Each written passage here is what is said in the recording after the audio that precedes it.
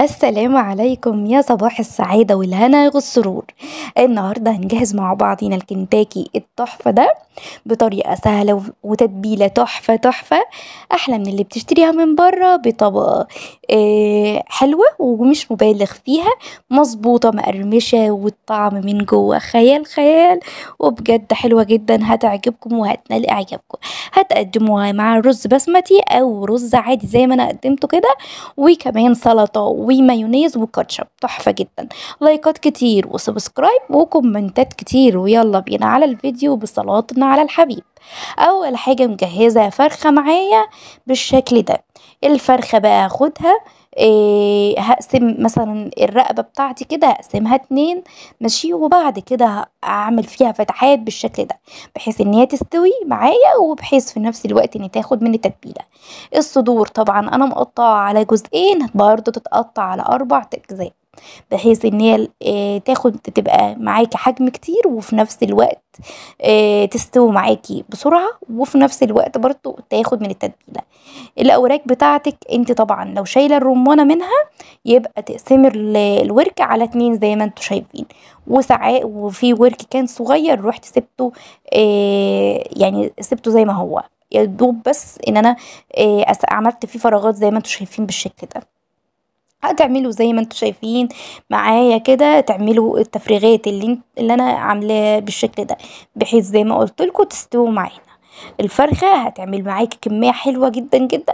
عايزه اقول لكم اللي انا قدمته في البدايه ما كانش كل كميه الفراخ علشان ما كنتش محمراه كله، قلت اللي انا حمرته ده يكفي والباقي يتعشوا بيه او اي حاجه. تمام. الصدور برضو مقطعاها زي ما انتوا شايفين كده على حتتين، الرمانات الاوراق كل حاجة زي ما انتوا شايفين كده.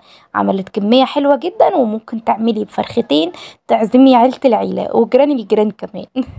يلا هركن الحاجات دي كلها في الحوض وهرجع لكم. اول حاجة بقى هجهز كوباية من اللبن بتاعي. اللبن يكون متلج، وبعد كده هنزل برضو بمعلقتين كبار من الصلصة، هتدي طعم جميل جدا في الفراخ ولون حلو. وهنزل بمعلقة كبيرة او معلقتين كبار من المستردة. هنزل بالزبادي بقى، هحط معلقتين هحط قصدي كوبايتين من الزبادي، اي علبتين من الزبادي. تمام. وبعد كده بعد ما اخلص الزبادي واللبن بيدي طراوه جدا جدا، مع الخل ولو ليمون او الحاجات دي بتدي طراوه جدا للفراخ، وبتخليها تعمل على التسويه بتاعتها، وبيبقى فعلا التتبيله بتاعتها رهيبه، واللحم بتاع الفراخ بيبقى طري. حط معلقه كبيره من الخل الابيض بتاعي، لو عندك خل تفاح حطيه. هحط معلقتين كبار من الزيت، معلقه كبيره من الملح. توابل بقى احط كزبره بتاع دوت روزماري، مستكه، كمان كاري او كركم، كل حاجه من كل الحاجات دي، بابريكا، توم باودر، بصل باودر، برضو. تمام. حط خلطة السبرينجل ده الفراخ بجيبها تحفة جدا. الفراخ او الحاجات المشويات دي بتبقى جميلة جدا جدا فيها. وبعد كده هقلب كل المكونات دي. التوابل بقى اللي انا بقول لكم حطيت مثلا كل حاجة مثلا ربع معلقة، في حاجات حطيت نص معلقة كبيرة اللي هي مثلا زي الكاري او زي الكركم، والبابريكا برضو. بايدي كده ما تتقرفيش خالص بايدك، وتنزلي بقى تعملي الفراخ، تعمليها زي نظام مساج كده، وتأكدي ان كل الفراخ بتاعتك اخدت من التتبيله الجامده دي. انا الفراخ بتاعتي متبلاها من بالليل، فاهمين؟ يعني من بعد المغرب كده تبلتها لحد تاني يوم في الصبح. تمام. هعملها بالتتبيله بتاعتنا دي. شايفين التتبيله عامله ازاي؟ صراحه كانت تحفه. الريحه اصلا بتاع التتبيله كانت جامده جدا جدا، حلوه جدا بصراحه. عايزه اقول لكم ان انتوا تدخلوا برضو ايديكوا كده في الفراخ بحيث ان انتوا تعملوا تحطوا في الفراغات بتاعتكم. بس كده، وهركنها في التلاجة زي ما قلت لكم لتاني يوم منين ما انتي تحبي تبدأي تجهزي الغدا بتاعك. اول ما يعني اول ما تسيبيها كده تسيبيها في التلاجة، وبعد كده تبدأي ان انت تشتغلي فيها. بس كده. تاني يوم بقى جيت وحطيت بقى هنا في الطبق اللي معايا دقيق، كوبايتين كبار من الدقيق، وكمان حطيت عليهم 5 معالق كبار من النشا، نص معلقة صغيرة من الملح، كمان فلفل اسود وخلطة اسبرينجل. البولة التانية دي معايا مية متلجة، وبرضو هضيف عليها برضو بابريكا، قصدي كاري، تمام، على خلطة الدقيق دي، تمام. توم باودر، بصل باودر بقى، واحط لهم الحاجات دي كلها، ماشي. وهفضل اقلب كده بحيث ان كل الدقيق معايا تتاكدي ان اخد من التتبيله. عندي الميه الساقعه اهو، ودي الفراخ بتاعتنا بعد ما خرجت من التلاجة.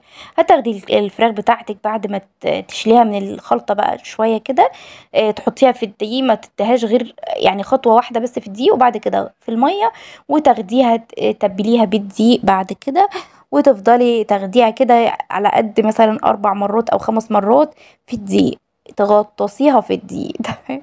ما تكتروش برضو عشان ما تعمليش طبقة سميكة بتاعتك، زي ما انتوا شايفين كده، يعني حاجة بسيطة كده في الدقيق. وبعد كده المية الساقعة عشان تحافظ على تماسك الخلطة بتاعتك، وكمان الدقيق معاكي، تمام. وبعد كده زي ما انتوا شايفين بكمل كل الكمية بتاعتي بالشكل ده. انا حبيت ان انا احط كميه قليله من دي، انا عارفه ان هحتاج تاني، بس انا بحب احط الحاجه على قد الحاجه، وبعد كده لما عوز تاني احط. ما بحبش ان انا اكتر والكلام ده، ويقعد بقى دي والكب والكلام ده، انا ما بحبش كده، تمام. بصوا شايفين الفراخ بتاعتي بتاخد قد ايه؟ آه بصوا، والميه الساقعه دي حلوه جدا جدا، الميه تبقى متلجه زي ما انتوا شايفين كده، حاطه فيها تلج. هتكملوا كل الكميه بتاعتكم بالشكل ده. عايزه اقول لكم ان هي برضو بتقعد في الفريزر لمده ربع ساعه او نص ساعه، وبعد كده بتطلعيها، بتبداي ان انت تشتغلي فيها في التحمير على طول، تمام. ما تحمرهاش كده لان الخلطه بتاعتكم هتبقى لسه مش متماسكه قوي. جبتها كده على جنب عشان اوريكم، جنب الكاميرا عشان اوريكم. بصوا بعد ما بخلص خالص بروح احطها في الفريزر، بتقعد نص ساعة او ربع ساعة على الاقل.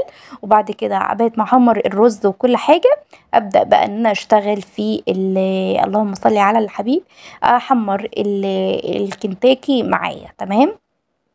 زي ما انتم شايفين كده، بعد ما خلصت كل الكمية بتاعتي بتاعت الكنتاكي، ادخلها الفريزر وبعد كده اطلعها. بعد ما قعدت في الفريزر ربع ساعة، تمام، او تلت ساعة، جبت بقى الرز اهو كان جنبي بيستوي. وبعد كده جبت صينية اللي انا بعمل مثلا فيها كيك او الحاجات دي، قلت هيكون افضل لي من الحلة، تمام. لان مقاسها اوسع من الحلة وكده. جبت فيها زيت غزير، الزيت يكون سخن ملهلب علشان الطبقة بتاعتك تمسك فيه. وبعد كده الزيت بحط له رشة من الملح علشان الفراخ ما تلزقش. دي معلومة طبية، ان اي فراخ او اي حاجة تحمريها ترشي على في الزيت بتاعك رشة من الملح وتقلبيه، علشان يعمل معاكي عدم تماسك في جلد الفراخ والحاجات دي. اول ما اخدت لون من تحت ولون من الجنبين يعني، وطيت عليها النار خالص علشان بقى تستوي خالص، تمام. وبعد كده تعلي لها النار وتاخد اللون التحفة اللي انتوا هتشوفوه في النهاية ده. تقلبوه كده زي ما انتوا شايفين، طبقة تحفة جدا، متماسكة وجميلة ما شاء الله، مقرمشة كده، وكانت تحفة. شايفين؟ انا صفيتهم بدل ما تصفوهمش على مناديل، صفوهم على مصفى زي ما انتوا شايفين. ودي النتيجه النهائيه. ما قدمتش كل كميه الفراخ، الرز بتاعي ما جبتوش لان انا كده كده الرز انتوا عارفين بتحمروه ازاي طبعا. وشايفين النتيجه بجد يعني. عايزه اقول لكم الخلطه كانت تحفه جدا، ومن جوه كده الفراخ تتبيلتها تحفه، تحفتين كده يعني. كمان المايونيز والكاتشب، وقدمت طبق سلطة. بألف هنا اللي أكل وبألف هنا اللي يجربوا.